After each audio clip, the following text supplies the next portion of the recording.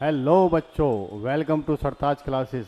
आज के इस वीडियो में हम आपके लिए लेकर आए हैं कि जब एक क्वाड्रेटिक इक्वेशंस के रूट एक दूसरे के रेसिप्रोकल होते हैं तो उस कंडीशन में किस किस तरह के सवाल बन सकते हैं। तो चलिए बेटा शुरुआत करते हैं। ये आपसे कह रहा है कि if the roots of a x square plus b x plus c बराबर 0 are reciprocal each other then which one is true. इस क्वाड्रेटिक इक्वेशंस के रूट्स एक दूसरे के क्या हैं, रेसिप्रोकल हैं। तो रेसिप्रोकल होने का ये मतलब है कि अगर पहला रूट बच्चों एल्फ़ा है तो दूसरा रूट 1/एल्फ़ा होगा।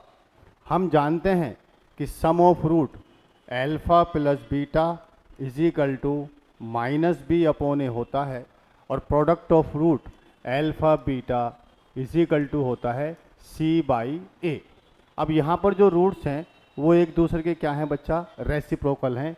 तो मैं इस बीटा की जगह 1/एल्फ़ा पुट कर देता हूँ तो ये हो जाएगा c/a।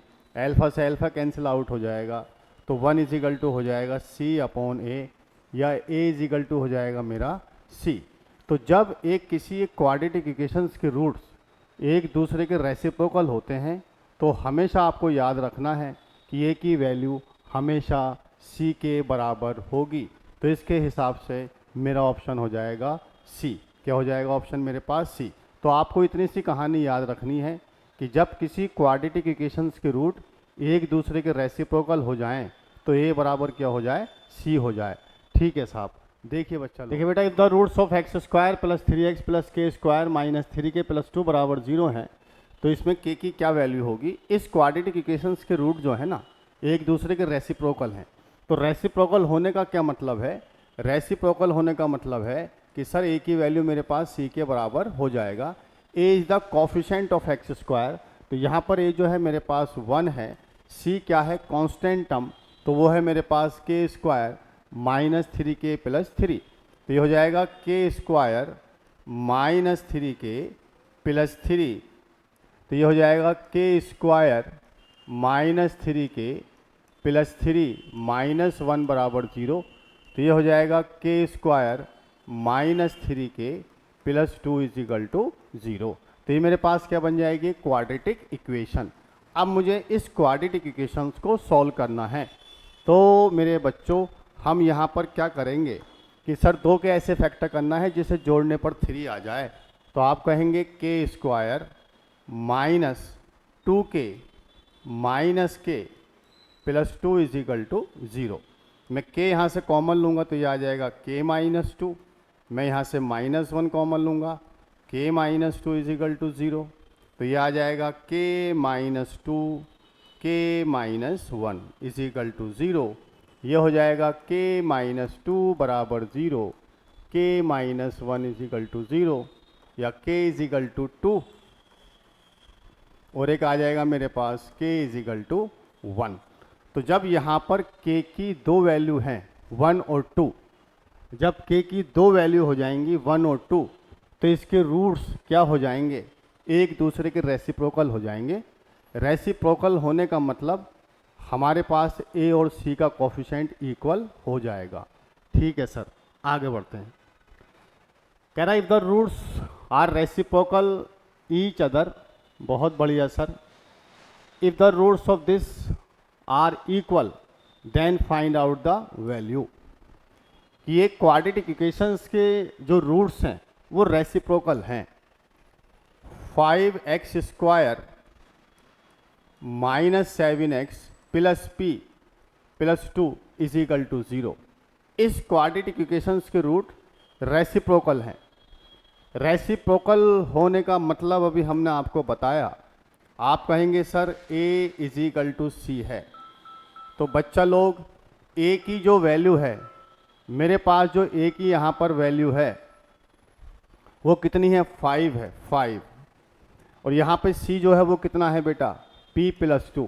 तो ये हो जाएगा p प्लस 2। तो p इज इक्वल टू हो जाएगा मेरे पास 5 माइनस 2 या p इज इक्वल टू बच्चा लोग हो जाएगा 3। p की वैल्यू कितनी आ गई बच्चा लोग, मेरे पास 3। अब वो ये कह रहा है कि इसके रूट्स जो हैं इक्वल हैं। इसका मतलब ये है सर, इसका मतलब क्या है मेरे बच्चों, मैं पहले p की वैल्यू यहाँ पुट कर देता हूँ। ax² minus 3x plus p के पास मेरे पास क्या है 3, तो ये मेरे पास एक क्वाड्रेटिक इक्वेशन हो गई जिसके रूट्स आपस में क्या हैं, बराबर हैं। किसी क्वाड्रेटिक इक्वेशंस के रूट्स बराबर अगर हैं तो इसका मतलब है उसका डिस्क्रिमिनेंट 0 है। क्या है इसका मतलब? इसका मतलब है सर इसका डिस्क्रिमिनेंट 0 है। d इज इक्वल टू होता है बच्चों b² माइनस 4ac, और इस क्वाड्रेटिक इक्वेशंस के रूट्स इक्वल हैं, इसका मतलब d की वैल्यू 0 है, तो ये आ जाएगा b² माइनस 4ac या b² is equal to 4ac, b² is equal to 4ac। अगर आप यहाँ पर देखेंगे तो b की वैल्यू है मेरे पास -3, तो -3 का square is equal to 4 into a कितना है मेरे पास, a है, और c मेरे पास है यहाँ पर 3, तो -9 का स्क्वायर हो जाएगा 9 इज इक्वल टू ये हो जाएगा 12a, तो a की वैल्यू हो जाएगी बच्चा लोग 9 डिवाइड बाई 12, तो मेरा आंसर हो जाएगा 9 डिवाइड बाई 12। तो यहाँ पर इस सवाल में दो कॉन्सेप्ट थे बच्चा कि मेरे रूट्स इसके रेसिप्रोकल, तो मैंने यहाँ पर a बराबर c किया, p की वैल्यू मैंने यहाँ पर पुट किया। अब इसके रूट्स मेरे इक्वल, तो d बराबर कितना हो जाएगा 0, उससे मैंने क्या कैलकुलेट किया, 9/12 कैलकुलेट किया। चलिए बेटा नेक्स्ट क्वेश्चन करते हैं। कहता कि if the roots of 3x² plus 5x plus m plus 1/m plus 5 बराबर 0, then find out the value of m³ plus 1/m³। देखिए बच्चों इस क्वाड्रेटिक इक्वेशंस के रूट्स कैसे हैं, एक दूसरे के रेसिप्रोकल हैं। तो रेसिप्रोकल होने का मतलब वही है, आप कहेंगे सर यहाँ पर a की वैल्यू जो है वो 3 है और c जो है सर m प्लस 1/m है। जब रूट्स एक दूसरे के रेसिप्रोकल हैं, तो a बराबर c हो जाएगा। तो आप कहोगे sir a is equal to c, a की वैल्यू है मेरे पास 3, यह आ जाएगा m प्लस 1/m प्लस 5, यह आएगा 3 minus 5 is equal to m plus 1/m, या m plus 1/m is equal to हो जाएगा -2। क्या हो जाएगा बच्चों, -2, m प्लस 1/m हो जाएगा -2। अब देखिए, अब यहाँ पे भी एक छोटी सी कलाकारी है कि जब मेरे पास m plus 1/m is equal to -2 है, तो मैं यहाँ से m³ प्लस 1/m³ कैसे कैलकुलेट करूँगा।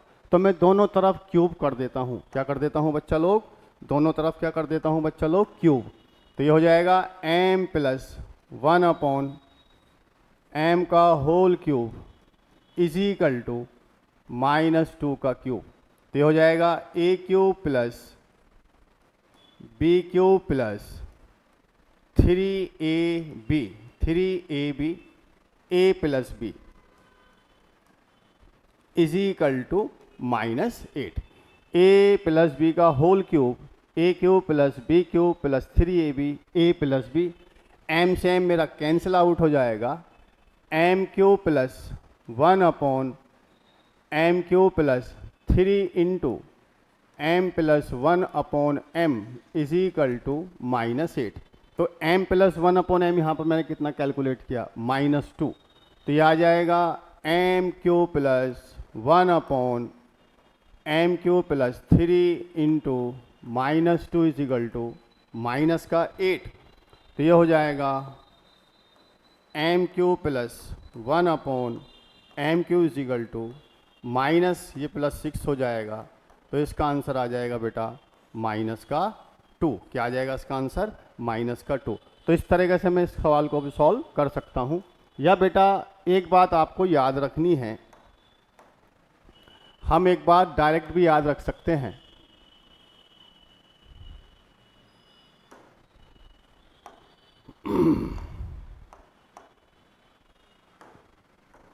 कि जब x प्लस 1/x अगर बच्चों मेरे पास -2 है, तो ये तभी सच है जब x की वैल्यू मेरे पास सीधी सीधी -1 है, सीधी सीधी -1 है। तो हम यहाँ से सीधा सीधा m की वैल्यू -1 भी कह सकते थे। तो -1 का क्यूब प्लस 1/-1 का क्यूब, मेरे पास -2 ही इसका आंसर आता। तो इस तरह के सवाल हमारे 10th बोर्ड में, हमारे एंट्रेंस वगैरह में ज़रूर पूछे जाते हैं बच्चों, कि जब एक क्वाड्रेटिक इक्वेशंस के रूट एक दूसरे के रेसिप्रोकल हैं तो ए और सी का रिलेशन हमेशा क्या होगा बेटा, एक होता है रिलेशन, वो आपस में क्या होता है, हमेशा बराबर होता है। देखिए बच्चा, अगर आपसे मैं ये कहूँ कि किसी एक क्वाड्रेटिक इक्वेशंस के रूट एक दूसरे के रेसिप्रोकल हैं, क्या है बेटा, इसके रूट्स कैसे हैं, कैसे हैं, रेसिप्रोकल। कैसे हैं बच्चों, रेसिप्रोकल। कैसे हैं बच्चों, रेसिप्रोकल हैं। कैसे हैं, रेसिप्रोकल। तो आपको इस एक्सप्रेशंस की वैल्यू कैलकुलेट करनी है। The value of this expression, बहुत ही शानदार सवाल है। तो आपसे कह रहा है कि यहाँ पर जो a की वैल्यू है वो मेरे पास 3 है, c जो है वो है मेरे पास 2 प्लस साइन थीटा। फिर वही कहानी है कि जब रूट्स एक दूसरे के रेसिप्रोकल हैं तो a बराबर हो जाएगा सर c। a की वैल्यू है 3, ये हो जाएगा 2 प्लस साइन थीटा। तो ये आ जाएगा sine theta is equal to 3 minus 2, या ये हो जाएगा sine theta is equal to 1। Sine theta is equal to क्या आ जाएगा बच्चा लोग, 1। मेरे पास साइन थीटा कितना आ जाएगा, 1। तो जब साइन थीटा बच्चों 1 है, अगर साइन थीटा 1 है तो मैं ये कह सकता हूँ कि सर ये 90 होगा। साइन 90 डिग्री की वैल्यू कितनी होती है, 1 होती है। तो यहाँ से मेरे पास थीटा की वैल्यू जो आएगी वो 90 डिग्री आएगी। अब मुझे इस एक्सप्रेशंस की वैल्यू कैलकुलेट करनी है। अब तो आप बड़े आसानी से इस एक्सप्रेशंस की वैल्यू को कैलकुलेट कर सकते हो। क्या है सर, साइन स्क्वायर थीटा, मतलब हुआ sine square 90 plus 2 into cos 5 90 degree minus 3। तो साइन स्क्वायर 90 मतलब 1 का स्क्वायर, कॉस 90 होता है 0 पावर 5 माइनस 3। तो ये हो जाएगा मेरे पास 1 plus 0 minus 3, 1 minus 3 is equal to -2। तो मैं इस तरह का सवाल, इस कॉन्सेप्ट को इस्तेमाल करके मैं इस ट्रिग्नोमेट्री एक्सप्रेशंस की वैल्यू को सॉल्व कर सकता हूँ। तो बच्चों समझ में आया। अगर आप लोगों को लेक्चर पसंद आया हो तो हमारे चैनल को आप सब्सक्राइब कीजिए, लाइक कीजिए, शेयर कीजिए। मिलते हैं आपसे अगले लेक्चर में।